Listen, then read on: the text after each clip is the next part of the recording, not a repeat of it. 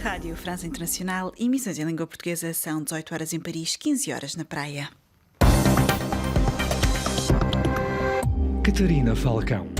Aqui estão alguns títulos que marcam a atualidade nesta segunda-feira. José Maria Neves venceu as eleições presidenciais em Cabo Verde e diz ter sentido na campanha uma onda de apoio. Turquia e Angola assinam 7 acordos de cooperação.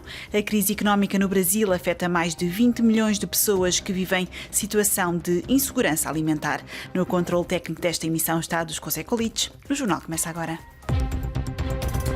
RFI, as vozes do mundo. José Maria Neves venceu as eleições presidenciais em Cabo Verde na primeira volta do escrutínio e, em entrevista à RFI, confessa que sentiu a onda da sua campanha a crescer, antevendo poder triunfar logo no dia 17 de outubro. No meio da campanha, sim, percebi que a onda estava a crescer, que havia uma grande adesão popular, as pessoas estavam a receber-me com grande carinho e com um sorriso, um olhar cheio de luz e com abraços, e percebi que era possível, sim, ganhar a primeira volta, e foi quando comecei a pedir aos cabo-verdianos que votassem massivamente e que resolvêssemos essas eleições na primeira volta. Era José Maria Neves, presidente eleito de Cabo Verde, entrevistado pela enviada especial da RFI, Lígia Anjos. Esta segunda-feira, o alegado testa de ferro de Nicolás Maduro, o empresário colombiano Alex Saab, deveria comparecer perante um juiz americano do Tribunal Federal, num distrito do sul da Flórida. Enquanto isso, a Venezuela teria retaliado, levando para a parte incerta 6 americanos detidos por suspeitas de corrupção desde 2017. Lígia Anjos ouviu o primeiro-ministro cabo-verdiano, Ulisses Correia e Silva, após a extradição a partir do arquipélago neste fim de semana, e dá conta dos últimos desenvolvimentos neste caso. Questionado sobre a casualidade da extradição de Alex Saab ter acontecido em véspera de eleições presidenciais, o primeiro-ministro Ulisses Correia e Silva garante que se tratou de um mero acaso. Um mero acaso, portanto, não fizemos e não fazemos taticismos relativamente a essa matéria. Portanto, houve trânsito em julgado, processo no Tribunal Constitucional, não há nenhum outro órgão de recurso, portanto, nós aplicamos aquilo que foi a decisão do Tribunal. O governo cabo-verdiano tomou a decisão que pareceu correta para não politizar o processo e deixou os órgãos judiciais fazerem o trabalho, garantiu o chefe do Executivo cabo-verdiano. Cumprimos aquilo que foi a decisão do Tribunal e mais Cabo Verde foi coerente. Nós somos um país que tem compromissos internacionais. A segurança é prioritária e estratégica para este país. A justiça pendeu para os Estados Unidos da América? Não pendeu para os Estados Unidos da América. A justiça analisou factos, porque a Interpol não é dos Estados Unidos da América, é uma organização internacional, analisou factos, tomou a posição que tomou porque havia, depois do lado dos Estados Unidos, uma iniciativa relativamente à apresentação do indivíduo como estando ligado a crimes internacionais, transnacionais. Um processo que se arrastou durante mais de um ano e que passou por todas as instâncias judiciais, como garantiu à RFI o primeiro-ministro Ulisses Correia e Silva. Da cidade da Praia para a RFI, Lígia Anjos. Cabo Verde, a companhia aérea Transavia adicionou uma segunda rota semanal entre Paris e Cabo Verde, passando a voar também para a Ilha da Boa Vista a partir de dezembro, para além da Ilha do Sal. A Transavia já tinha anunciado há cerca de um mês que iria iniciar em 18 de dezembro uma ligação semanal entre Paris e a Ilha do Sal, o principal destino turístico de Cabo Verde.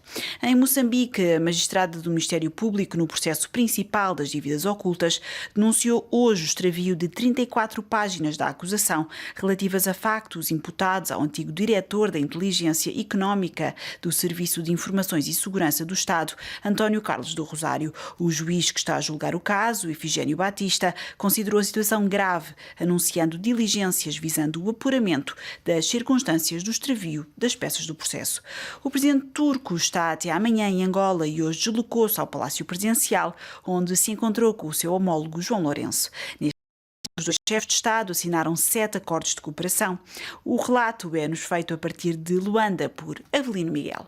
O presidente angolano João Lourenço abordou hoje em Luanda com seu homólogo da Turquia, Tayyip Erdogan, o reforço da cooperação entre os dois países em vários domínios. O presidente turco, que cumpre uma visita de 2 dias a Angola, participa hoje com seu homólogo num fórum de negócios e vai discursar no parlamento angolano numa cerimônia solene em sua honra. Os dois países assinaram 7 instrumentos de cooperação, entre os quais, nos domínios da agricultura, pescas, assistência aduaneira, educação, indústria e turismo. Na recente visita do presidente João Lourenço à Turquia, os dois países assinaram acordos nos domínios dos transportes aéreos, defesa, comércio, proteção de investimentos, mineração e energias não renováveis.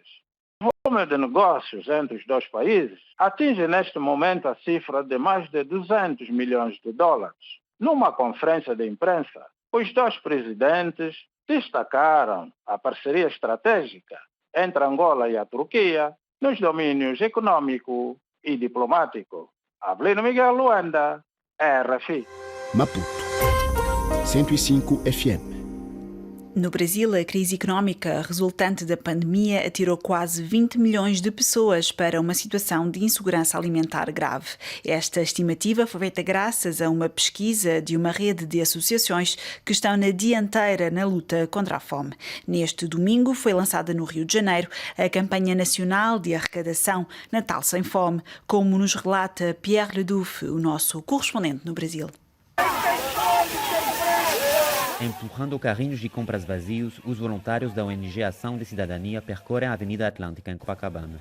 Eles querem chamar a atenção sobre o agravamento da fome no Brasil, numa situação de retrocesso econômico.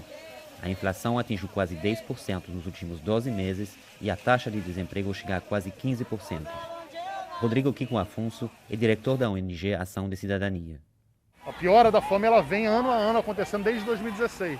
Em 2018, chegamos a quase 10 milhões de brasileiros em situação de fome. Então esse aumento já vinha acontecendo.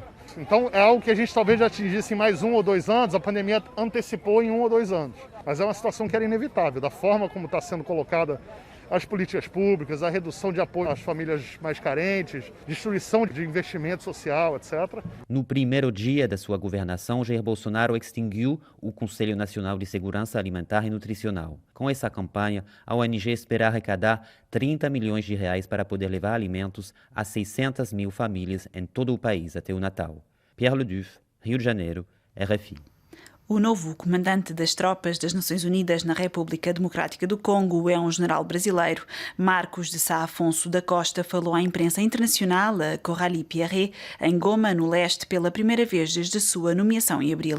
Ele aborda o impacto do estado de emergência nas províncias de Kivu Norte, do Ituri, medida instituída para erradicar os grupos armados que subsistem na área nas últimas 2 décadas, incluindo o ADF, grupo afiliado ao autoproclamado Estado Islâmico, muito ativo na região de Beni.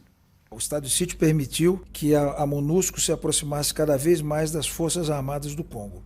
Com isso, a nossa proteção dos civis nas áreas que nós atuamos, e nós estamos em 40 cidades ou vilas no leste do país, ela tem tido muito bom resultado. Um exemplo que eu diria, entre Butembo e Beni, nas cidades de Quíquio, vilas de Quíquio e Cabaxa, era uma área que havia, durante o estado de sítio mesmo, houve vários ataques da ADF. Devido a um trabalho de inteligência, verificamos a necessidade de desdobrar tropas da MONUSCO naquelas zonas.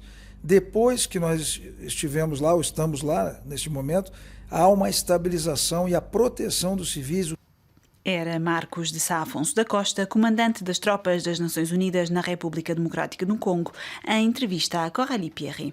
A Rússia suspendeu hoje as suas relações com a NATO, anunciou o ministro dos Negócios Estrangeiros, Sergei Lavrov, na sequência da retirada no início de outubro das credenciais a 8 representantes russos na organização. Estes representantes são acusados de espionagem.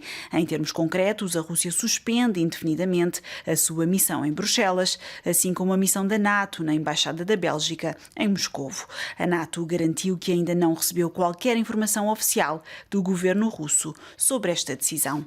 Em Mianmar vão ser libertadas mais de 5 mil pessoas detidas por protestar contra o golpe de Estado das Forças Armadas em fevereiro, anunciou hoje o comandante da junta militar. É o ponto final neste jornal. Continua a acompanhar-nos.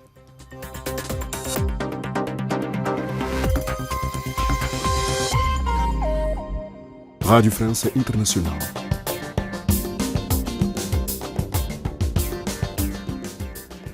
Bem-vindos à segunda parte da nossa emissão. Mais à frente teremos o magazine de desporto. Fiquemos agora com o espaço convidado, da autoria de Lígia Anjos, enviada especial às eleições presidenciais em Cabo Verde. RFI. Eleições presidenciais Cabo Verde 2021.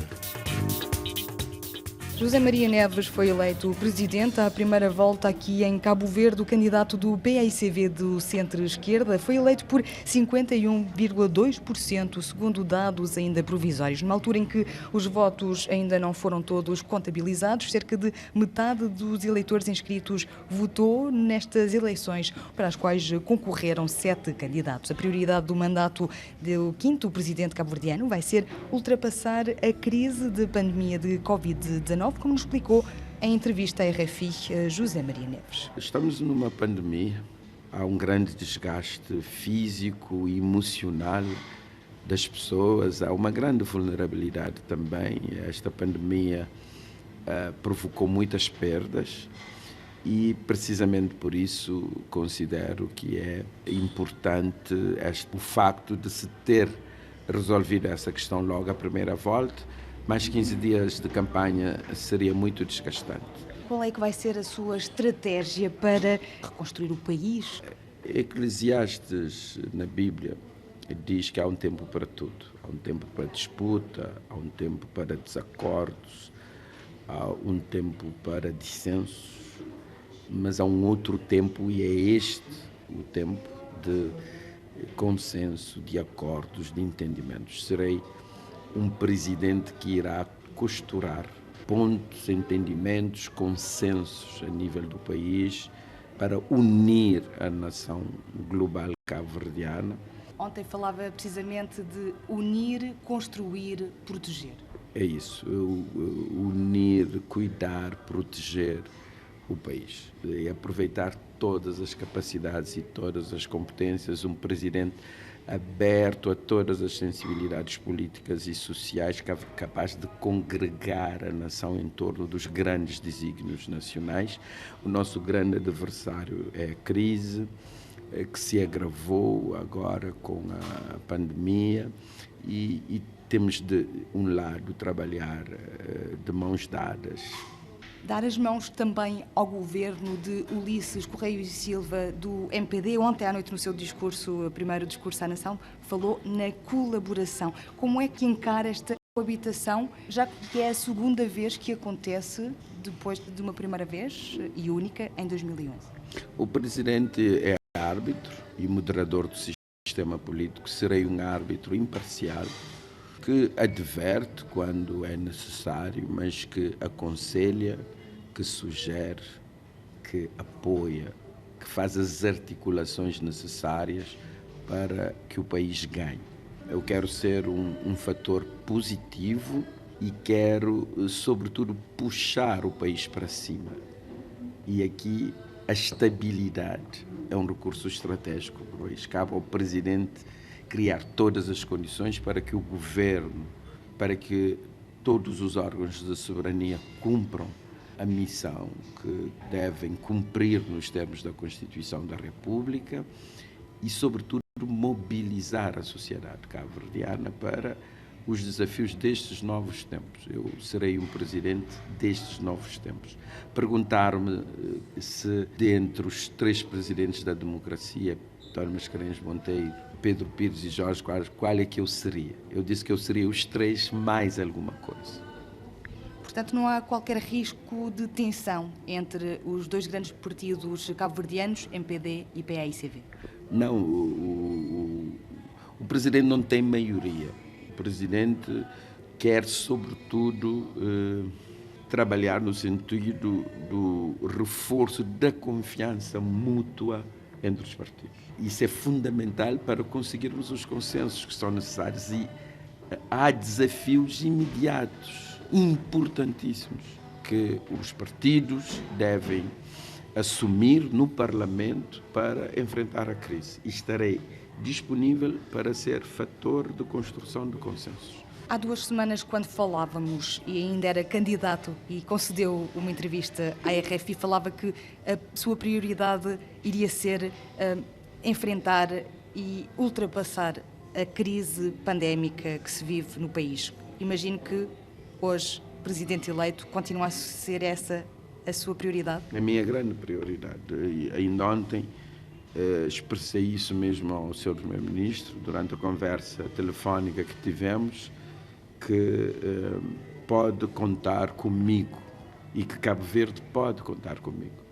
Que eu serei fator de entendimento, de construção de consensos para enfrentarmos os desafios. Eu quero que resgatemos a nobreza da política. Sei que há desgaste dos políticos e da política. Este é o terceiro escrutínio em pouco mais de um ano? Sim, e a minha perspectiva é de ser também o principal pedagogo do país, contribuir para a regeneração da política e a melhoria da imagem dos políticos no país. A abstenção foi também um dos pontos importantes do escrutínio de ontem, que superou 50%. Os resultados ainda são provisórios. Pergunto-lhe se houve um cansaço generalizado dos cabo-verdianos e se não teria sido uma boa ideia juntar as eleições num só dia. Juntar as eleições não sei, tendo em conta o nosso sistema de governo. Eventualmente as legislativas e as autárquicas, talvez, mas os mandatos têm duração diferente. São questões que teremos de discutir e ver, eventualmente reduzir a legislatura, que também é de 5 anos, como o mandato presidencial, mas não sei se seria muito conveniente realizar legislativas e presidenciais ao mesmo tempo. Podia ser muito confuso e podíamos ter a tentação de alguém querer escolher o campo, o árbitro e o VAR. Quanto à abstenção, já tivemos abstenções mais elevadas. 64% em 2016. Sim, tivemos mais de 104% de abstenção em 2016 e a abstenção nas eleições presidenciais, curiosamente, tem sido elevadas, mesmo num outro contexto. Então não será só por causa do cansaço, não é? Não tenho presente a abstenção nas legislativas, mas também foram elevadas. Existe uma necessidade de rever também a Constituição cabo-verdiana? É claro que haverá sempre pontos a serem adaptados. Não vejo necessidade de se mexer no sistema de governo. O sistema de governo funciona. Temos um sistema semipresidencialista que tem garantido a estabilidade constitucional, desde logo, mas também a estabilidade política e a estabilidade institucional. Mas há aspectos que se relacionam com a justiça, que devem ser melhorados. No essencial, a Constituição tem provado, eventualmente, toda a problemática do poder regional, que é uma discussão muito forte neste momento em Cabo Verde. Eu acho. Que é uma questão muito importante para si? Claro, trouxe essa questão. Vou despoletar também um debate nacional relativamente a esta matéria, para não ficar apenas um espaço de disputa partidária, que eu acho que é o principal problema político que temos em Cabo Verde. Temos uma excessiva partidarização da sociedade, temos uma reduzir a confiança mútua entre os partidos, o que leva a uma grande crispação e a bloqueios em relação a consensos e a entendimentos. Essa desconfiança mútua leva também a algum desgaste da política e dos políticos. Portanto, o Presidente pode ser um fator de coesão, de união, mas também um catalisador de consensos aqui no país. Ontem sabemos, porque o disse no discurso, que o candidato à oposição, Carlos Veiga, ligou-lhe. Pergunto-lhe o que é que lhe disse e que outros telefonemas de parabéns recebeu esta manhã. Bom, ontem falei com o Dr. Carlos Veiga, ele felicitou-me pela vitória, colocou-se à disposição para continuar a servir Cabo Verde. O que é importante é que todos sejam mobilizados para este novo momento, para enfrentarmos a crise e para conseguirmos o desenvolvimento no horizonte 2030. E é isso mesmo que eu lhe disse, vou contar com ele, vou contar com todos nesta nesta grande jornada.